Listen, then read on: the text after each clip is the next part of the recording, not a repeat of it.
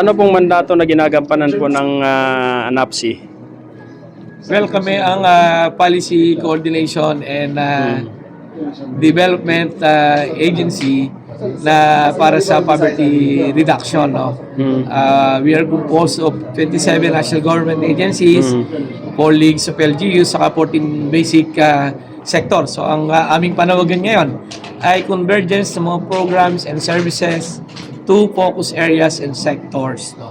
So yan yung aming panawagan ngayon na magsasama-sama ang lahat ng mamamayan, lahat ng ahensya, lahat ng stakeholders para sa poverty reduction dito sa ating bansa. Speaking of sectors po, anong mga sektor po ito ng lipunan na kasama natin saklaw? ang sektor ng indigenous peoples, ng peacer folk, ng farmers, children, women, youth and students, persons with disabilities, ang victims of disaster and calamities, workers in the informal sector, cooperative, non-government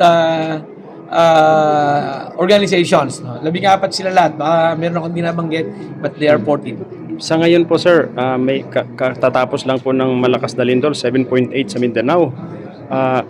Ano na po ang mga naibigay na tulong ng NAPSI dito? Well, ang nagbibigay ng tulong doon ay kagiat yung mga member agency ng NAPSI.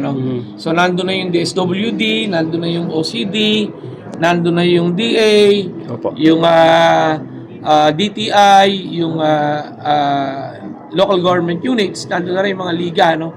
At saka yung ding mga NGOs namin ay tumulong na rin doon. At saka yung mga basic sector natin on the ground. Sir, ano po ba ang pinaka-instruction po sa inyo ng ating Pangulong Bongbong Marcos Jr.? Maaari niyo po bang banggitin sa ating mga mamamayan? Well, ang pangunahing instruction ng ating Pangulo ay hanapin yung mga lugar ng mahirap at ipunin ang ating pamahalaan, magkaroon ng convergence para maibigay sa kanila yung kailangang mga programa, serbisyo, at iyan yung ipiresent ko kanina na magtulong-tulong tayo para sa suporta sa farming communities, indigenous peoples, sa mga mangingisda at sa mga geographically isolated and development disadvantaged areas at ibigay ang serbisyong pangkalusugan, pagkain, edukasyon, trabaho at pabahay. So yan yung instruction sa atin. Sir, baka meron po kayong gustong sabihin sa ating mga mamamayang Pilipino may hirap.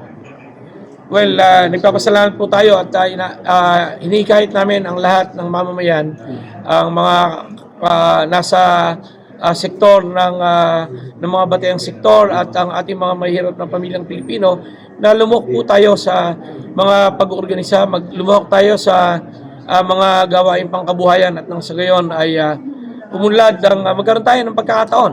Ang ating pong pamahalaan ay pinipilit din kayong abutin kasama ang ating mga local government units, ang ating mga NGOs at kooperatiba. Magtulong-tulungan po tayo.